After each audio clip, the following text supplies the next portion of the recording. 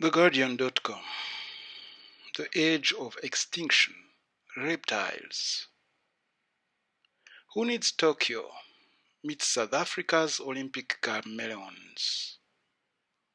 Scientists are putting dwarf chameleons through their paces in a series of speed and endurance challenges to study how the species is adapting.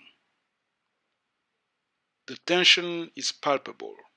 The first athlete is placed on the starting line, and the official timer, Dr. Anthony Herrer, resets the stopwatch on his smartphone. Once given the go-ahead, Dr. Crystal Tolley tickles the yellow-green chameleon's tail, and the 2-inch reptile springs into action. About 10 seconds later, after reaching the end of the 1-meter dowel in a season's best time, it returns to the resting area, and the next competitor is given a chance to strut its stuff. In the coming days, 120 Knisna dwarf chameleons, Bradypodium damarenum, male and female, from forest habitats, gardens, and parks, will be put through their paces in a series of speed and endurance challenges that the scientists refer to as the Chameleon Olympics. They will run on horizontal and vertical dowels of varying diameter, have the strength of their bite and gripping forces measured in newtons, and be tested on their ability to thermoregulate along a course that has a temperature gradient. At the end of each day, the specimens will be released back into their habitats, and the scientists will set off with headlamps and cloth bags to capture the next batch of Olympians. Pitting urban chameleons against rural ones is the latest in a series of tests on South Africa's 17 species of dwarf chameleons. These comprise a really fascinating study system, says Herrer, because of the way that they demonstrate evolution in action. Despite being extremely similar genetically and living in adjacent habitats, Knisna dwarf chameleons living in forests are almost twice as heavy as and much more colorful than members of a closely related and as yet unnamed species that live in open fynbos, heath or shrubland habitats, and thus have to be smaller and drabber to avoid detection by predators. In their quest to find out whether urban chameleons have adapted physically to cope with the urban habitats they now face, gardens, golf courses, parks, etc., the scientists need to measure things that are going to make a difference in their everyday lives, says Herrer, a research director based at the National Museum of Natural History in Paris, who has devised fitness and performance tests for lizards, frogs, and even chickens. The chameleon's ability to run on different diameter dowels is one such test, as gardens with their trees, shrubs, fences, and phone lines have a far greater variety of perk size and angles than forests.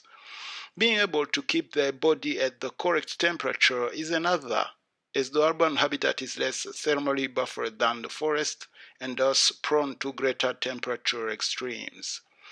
The chameleons are a great example of adaptative radiation, a process where organisms diversify rapidly from an ancestral species into a multitude of new forms, usually because of a change in the environment.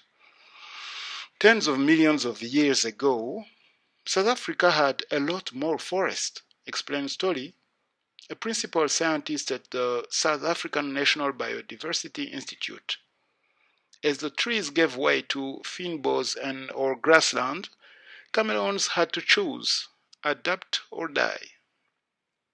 Now, urbanization is dishing up the same dilemma. Early indicators are that the Knisna dwarf chameleons are again changing their physical characteristics to adapt to city life. Preliminary test results show that urban chameleons perform better across all three diameters of dowel, while the forest chameleons are really quick on the thicker dowels but slower on the skinniest ones. And although the city dwellers seem to prefer the same temperatures as their counterparts from the forest, they have learned to change their behavior to find shade on hot days. In the coming months, Tully, Herrell, and a team of researchers will be hosting the games in Port Elizabeth and Durban with the Eastern Cape dwarf chameleons Bradypodium ventral and the KwaZulu-Natal dwarf chameleon Bradypodium melanocephalum, respectively. Several of South Africa's big cities boast chameleon populations, but there are also many species of chameleon that wouldn't be caught dead in a city. What Tully really wants to know is what the species that can adapt to urban environments have in common. One theory is that natural variation within the gene pool of a species means specimens with certain characteristics, example shorter or perhaps longer limbs, are better suited to city life and are more successful at breeding with one another. This results in the gene pool slowly changing. Alternatively, individuals already have the versions of genes they need to develop the ideal traits. It's just a matter of activating them. In this case, a simple ecological flick can result in limbs becoming longer or shorter in a matter of a few chameleon generations. While it's too early to say for sure which process is at play with the dwarf chameleons, Tully says that sequencing the chameleon's genome will provide a definitive answer. These days, we talk a lot about how ecosystems can provide services to humanity, says Herrell, giving the example of forests capturing CO2. For these big ticket functions to continue, however, the entire ecosystem has to remain intact all the way down to the dwarf chameleons.